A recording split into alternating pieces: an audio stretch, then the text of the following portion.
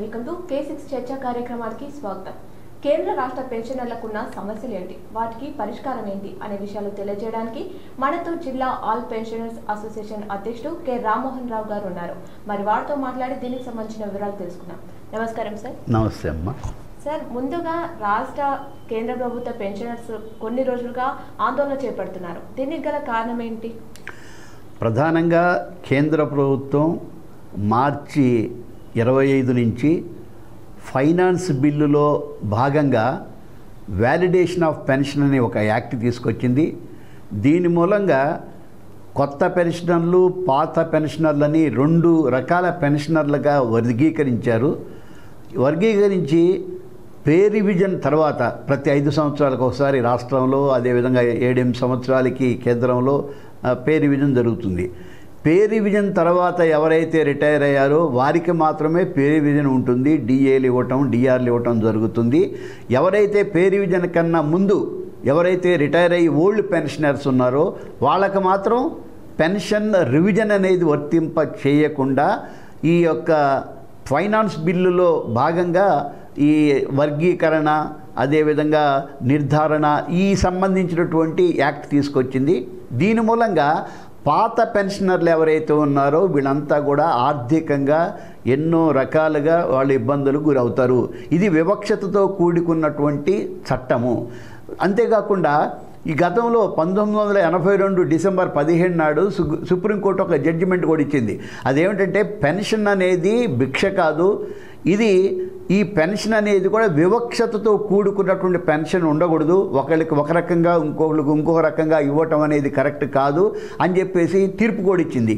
ఆ తీర్పుని కూడా వైలేట్ చేస్తూ ఇవాళ కేంద్ర ప్రభుత్వం ఈ రకమైనటువంటి ఈ పెన్షన్ రిఫార్మ్స్లో భాగంగా తీసుకొచ్చింది.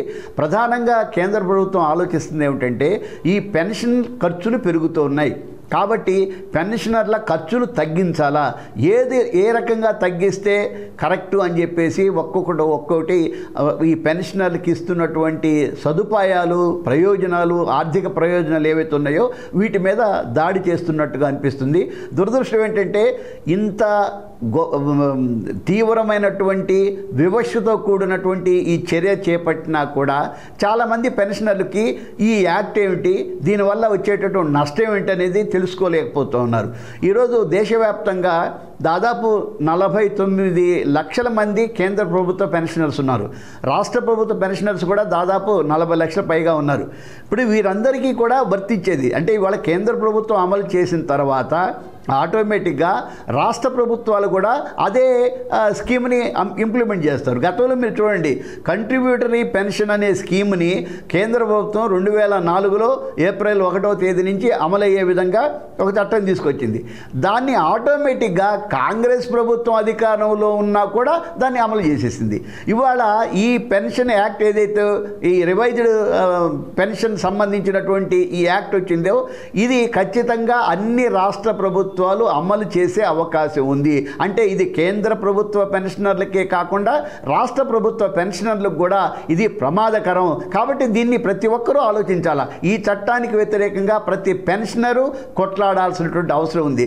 అంతేకాకుండా ఇవాళ పెన్షన్ ఉద్యోగంగా చేస్తున్నటువంటి వాళ్ళు ఉపాధ్యాయులు కావచ్చు, ఉద్యోగులు కావచ్చు, వీళ్ళకు కూడా రాబోయే రోజుల్లో ఇది చాలా ప్రమాదకరంగా ఉంటుంది.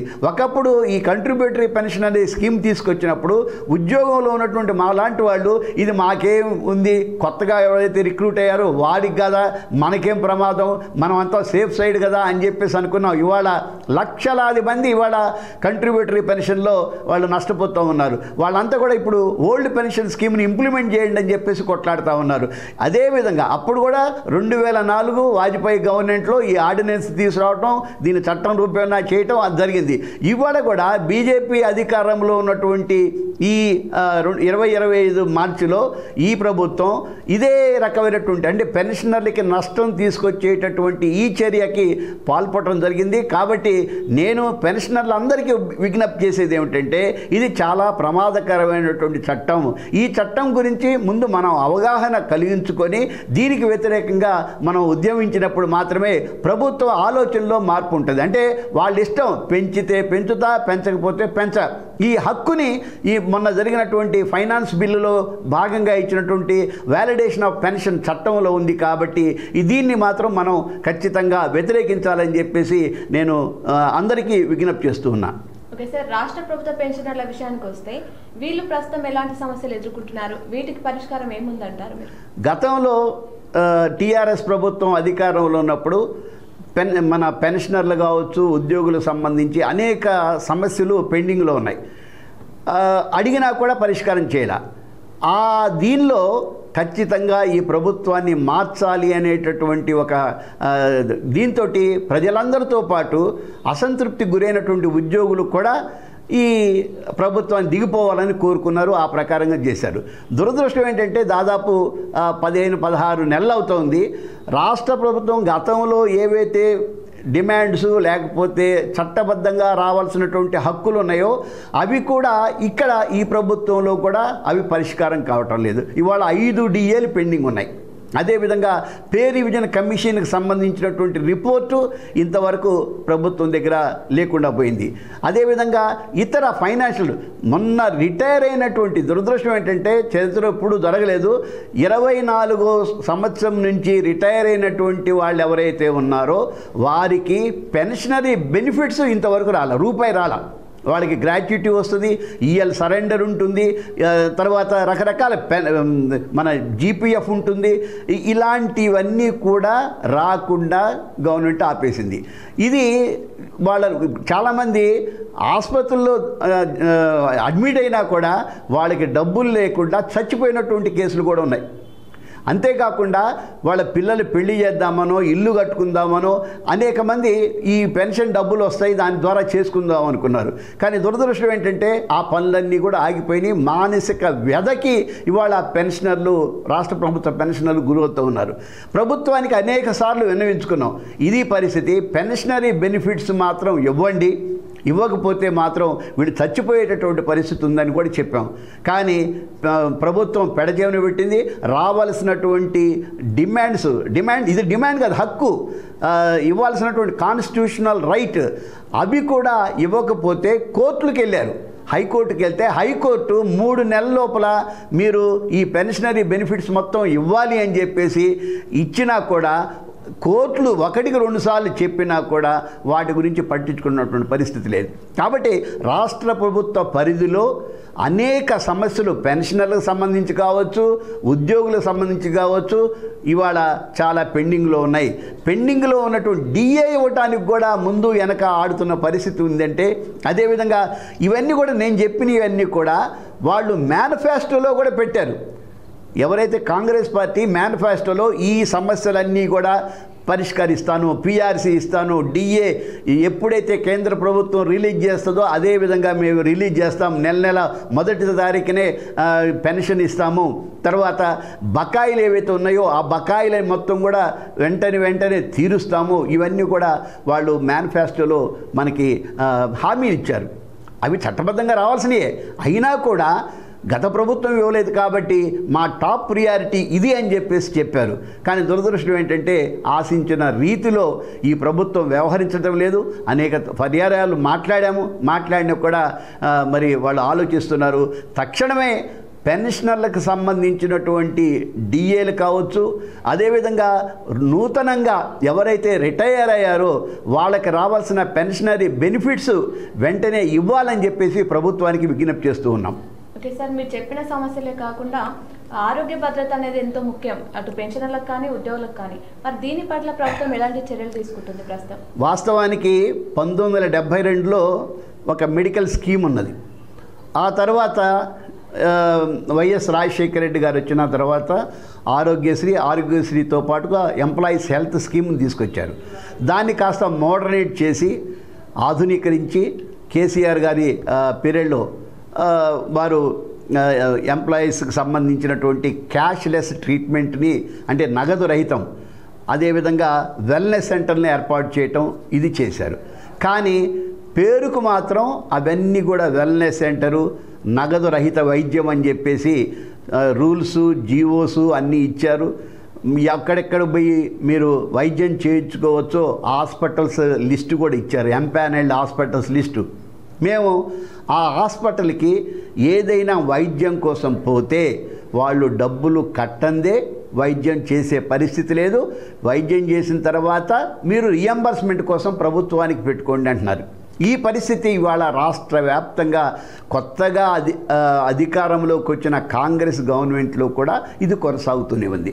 అనేక మంది క్యాన్సర్ పేషెంట్లు వాళ్ళ ట్రీట్మెంట్ కోసం లక్షలాది రూపాయలు ఖర్చు అవుతుంది. లక్షలు అంటే ఎంత? 20 లక్షలు, 30 లక్షలు. వాళ్ళ పెన్షనరీ బెనిఫిట్స్ రాక చచ్చిపోతూ ఉంటే వాళ్ళకున్నటువంటి ఆస్తులు అమ్ముకొని ఇవాళ వాళ్ళ వైద్యం చేయించుకుంటున్న పరిస్థితి. ఇది కాస్ట్లీ జబ్బు. అదేవిధంగా ఇతర జబ్బులు కూడా, గుండె కావచ్చు, లేకపోతే లివర్ సంబంధించి కావచ్చు, ఇతర అనేక జబ్బులు ఉన్నాయి. ఇవన్నీ కూడా ఒక కార్పొరేట్ హాస్పిటల్లో అడ్మిట్ అయితే లక్షలాది రూపాయలు కట్టందే బయటికి వచ్చే పరిస్థితి లేదు. సరే, కట్టి బయటకు వచ్చిన తర్వాత వాటి రీఎంబర్స్మెంట్ కోసం దరఖాస్తు పెట్టుకుంటే మేము 5 లక్షలు, 6 లక్షలు, 10 లక్షల వరకు పెట్టుకున్నటువంటి కేసుల్లో కూడా కేవలం 1.5 రూపాయలు రీఎంబర్స్మెంట్ ఇస్తే మిగతా డబ్బులు పరిస్థితి ఏంటి అనేది ఒకసారి ప్రభుత్వం ఆలోచించాలని చెప్పి కోరుతున్నాం. అనేక రోజులుగా, నెలలుగా మాకు రాష్ట్ర ప్రభుత్వం మీటింగ్లో చెప్తా ఉంది, మీకు ఆధునిక కొత్త రకమైనటువంటి ఈ ఎంప్లాయీస్ హెల్త్ స్కీమ్ అనేది తీసుకొస్తాము. ప్రతి హాస్పిటల్లో కూడా, కార్పొరేట్ హాస్పిటల్ కావచ్చు, ప్రైవేట్ హాస్పిటల్ కావచ్చు, దానిలో మీకు వైద్యం ఉచితంగా, అది ఎంత ఖర్చు అయినా కూడా భరించే విధంగా మేము చేస్తాం, మీరు అమౌంట్ కంట్రిబ్యూట్ చేయన్న అన్నారు. మేము కూడా ఒక్కొక్కరు 2%, 3% అయినా మాకు నెల నెల వచ్చేటటువంటి జీతం కావచ్చు, పెన్షన్ కావచ్చు, దాని నుంచి మేము చెల్లిస్తాము అని చెప్పేసి ముందుకు వచ్చినా కూడా ఈ 16-17 నెలలుగా దానికి సంబంధించినటువంటి ఒక ప్రోగ్రామ్ని, లేకపోతే దీన్ని అమలు చేసేటటువంటి విధి విధానాలు ఈ రోజు వరకు రాలేదంటే ఎంత దురదృష్టకరం. చూడండి, ఒక ప్రైవేట్ కన్సల్టెంట్కి ఇస్తే నెల రోజుల లోపల ఈ మొత్తానికి సంబంధించి ఒక మనకి ఇది ఇస్తాడు, ప్రాజెక్ట్ రిపోర్ట్ ఇస్తాడు. మరి అలాంటిది ఇవాళ ఈ రకంగా నాంచటం అంటే, అదే ఇవన్నీ కూడా హామీలు ఇచ్చినాయి. వాళ్ళు ఇచ్చిన ప్రతి హామీ కూడా నీటి మీద రాతల్లా మారాయి. అది మాత్రం గ్యారంటీ. ఇవాళ మా దగ్గర ఉన్నటువంటి హెల్త్ కార్డు దేనికి మనకి రావటంలా, ఏ హాస్పిటల్కి పోయినా ఆ హెల్త్ కార్డుని తీసుకోవటం లేదు. కాబట్టి ఇవాళ, ఎందుకంటే మేము 40 సంవత్సరాల పాటు ఈ సమాజానికి, ప్రభుత్వానికి, వీళ్ళందరికీ సేవ చేశాం. మాకు కనీసం మా చివరి దశలో, మా వృద్ధాప్యంలో మాకు ఈ రకమైనటువంటి హెల్త్, ఆరోగ్య భద్రత అనేది కల్పించడంలో ప్రభుత్వం వైఫల్యం చెందుతూ ఉండటం నిజంగా చాలా దురదృష్టకరం. అనేక మంది, వందల సంఖ్యల్లో ఇవాళ సరైనటువంటి వైద్యం అందక ఇవాళ చచ్చిపోతున్నటువంటి పరిస్థితి ఉంది. వాళ్ళకున్నటువంటి ఆస్తులు మొత్తం అమ్ముకొని ఇవాళ వైద్యం చేయించుకుంటున్నటువంటి పరిస్థితి ఉంది. కాబట్టి రాష్ట్ర ప్రభుత్వాన్ని నేను డిమాండ్ చేస్తూ ఉన్నా, కనీసం మీరు రూపాయి పెంచుతారా లేదా పక్క పెట్టండి. మా పెన్షనర్లకి ఈ నగదు రహిత వైద్యం, క్యాష్లెస్ ట్రీట్మెంట్ని ఇమీడియట్గా ఇంప్లిమెంట్ చేసే విధంగా ప్రతి ప్రైవేటు, కార్పొరేట్ ఆసుపత్రుల్లో మాకు వైద్యం అందే విధంగా, ఎంత ఖర్చు అయితే అంత ఖర్చు మీరు ప్రభుత్వం భరించే విధంగా చర్యలు తీసుకోవాలని కోరుతున్నాం. మేము కంట్రిబ్యూషన్ ఇవ్వటానికి సిద్ధంగా ఉన్నాం. మీరు తీసుకొని మా డబ్బులతో మీరు నిర్వహించండి అని కూడా మేము రిక్వెస్ట్ చేస్తూ ఉన్నాం. కానీ ఈ పని జరగక, అటు పెన్షను రాక, ఇటు వైద్యానికి సంబంధించి ఎలాంటి అసిస్టెన్సు ప్రభుత్వం ఇయ్యక చాలా ఇబ్బందులకి పెన్షనర్లు గురవుతూ ఉన్నారు. ఎక్కువగా రోగాలు కావచ్చు, జబ్బులు కానీ ఇవన్నీ కూడా ఆఫ్టర్ 50 ఎక్కువగా వచ్చే అవకాశం ఉంది.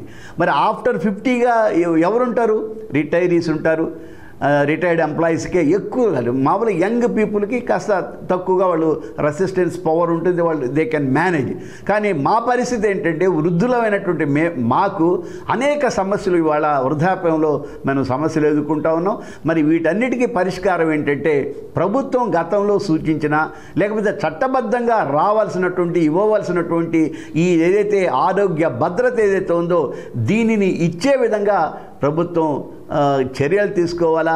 లేక ఇవాళ విపరీతమైనటువంటి అసంతృప్తి ఉద్యోగుల్లో, అదేవిధంగా పెన్షనరీస్లో ఉన్నారు. ఇవాళ రాష్ట్రంలో 2 లక్షల పైగా 3 లక్షల మంది దాకా పెన్షనర్లు ఉన్నారు. మన నిజామాబాద్ జిల్లాలో 12,000 మంది దాకా ఉన్నారు.